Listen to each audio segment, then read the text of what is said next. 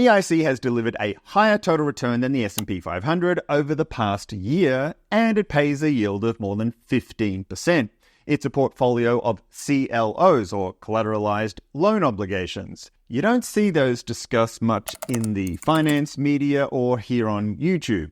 But today, I'll ignore that trend because I plan to buy it, and my research might help you decide if you want to buy it.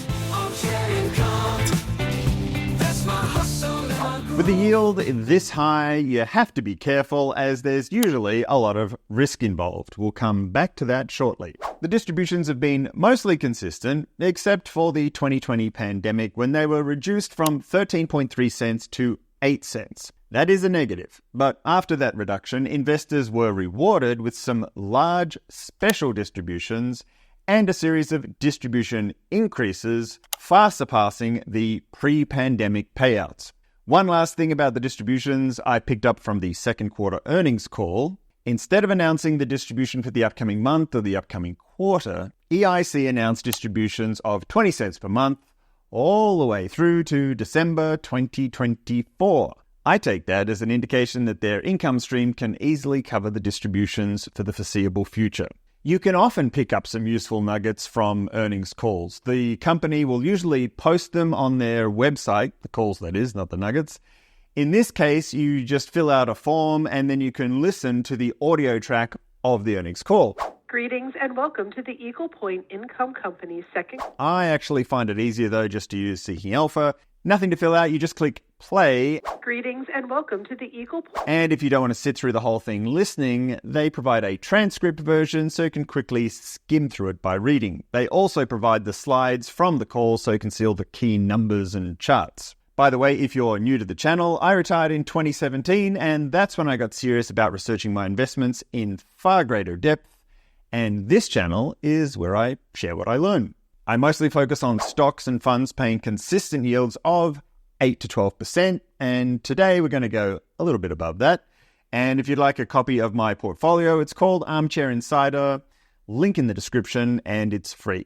Eagle Point Income Company Inc., ticker EIC, is a closed-end company that trades the same way as a closed-end fund. So you can buy or sell it on the New York Stock Exchange, and its market price can fluctuate above or below the value of its assets. More about that when we get to pricing. Its primary goal is income, which we saw a moment ago, and its secondary goal is appreciation. It's done some of that recently too. EIC generates income by investing in CLOs, or collateralized loan obligations. If that reminds you of the 2008 recession, it's probably because the housing bubble was caused by a similar sounding instrument, a collateralized debt obligation, or CDO.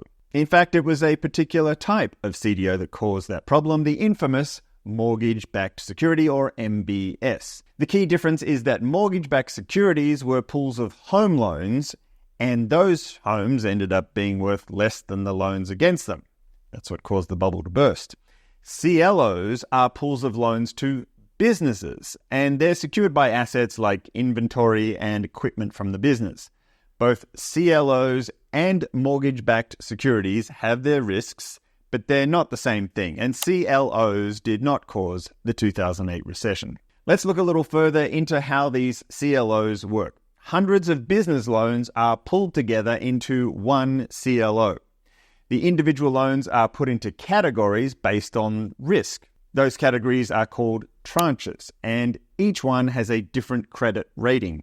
AAA is the lowest risk and will pay the lowest yield. The unrated equity tranche at the other end of the scale is the highest risk and pays the highest yield. EIC's sister fund, ECC, specializes in those, and it yields a whopping 18% plus. EIC has some unrated equity, about 20% of its portfolio, but its specialty is the BB tranche, which makes up 80% of their portfolio. One of the goals of creating these pools of loans is to diversify the risks, so let's look at that. There are over 1,400 unique borrowers in the EIC portfolio, and the largest accounts for less than 1% of the portfolio.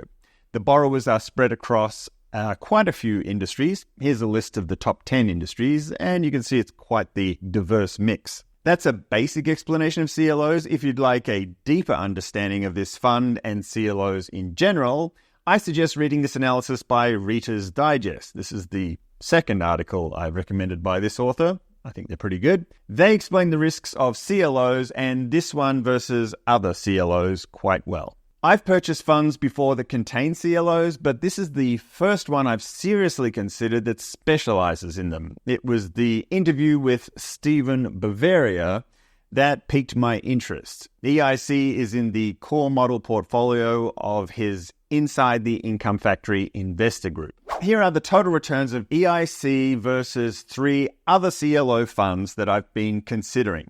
Over the past year, EIC led the group and the returns were quite spread out. Over the past 3 years, EIC was the clear winner, and over the past 5 years, the results were much closer. XFLT took the lead at just over a 41% total return, and EIC wasn't far behind at 38%. Apart from the yield, here's what I like about EIC. The recent dividend increases are the result of increased cash flow generated from operations. In the 2024 semi-annual report, the CEO points out that cash flow exceeded expenses and distributions by 8 cents per share. That's good. It's not a huge margin, but it's enough to avoid dipping into reserves or having to distribute return of capital. Given that these are relatively high-risk loans and interest rates are elevated right now, I expected EIC's portfolio to be experiencing above-average rates of default. Instead, it's been the reverse. Looking at the most recent earnings call, or listening to it, the average default rate for their loans is 2.65%, and their current default rate is less than 1%. Here are the risks and concerns I have about EIC. Recessions increase defaults, which reduces income.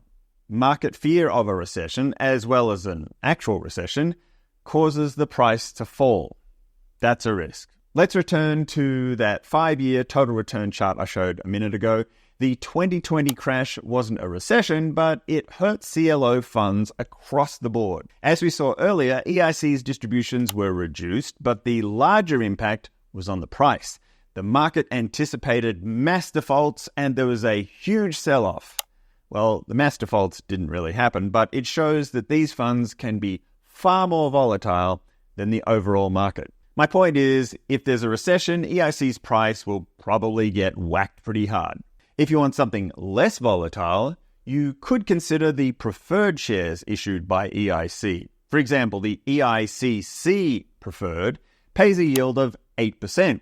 That's less income, but the price is likely to remain fairly stable around the $25 mark, and the distributions are set at 16.67 cents per month. This distribution chart came from Snowball, but I mostly use Snowball to keep track of my current and future income. I can visually rank my portfolio by current yield, see yield on cost, and know exactly when the next dollar will land in my account. There's a link in the description for a free trial and a discount. They sometimes run specials, and if you happen to watch this before September 18th, 2024, you can catch the autumn sale. If you watch this after September 18th, the description connects you to the current Snowball promotion or the Armchair income discount, whichever is greater.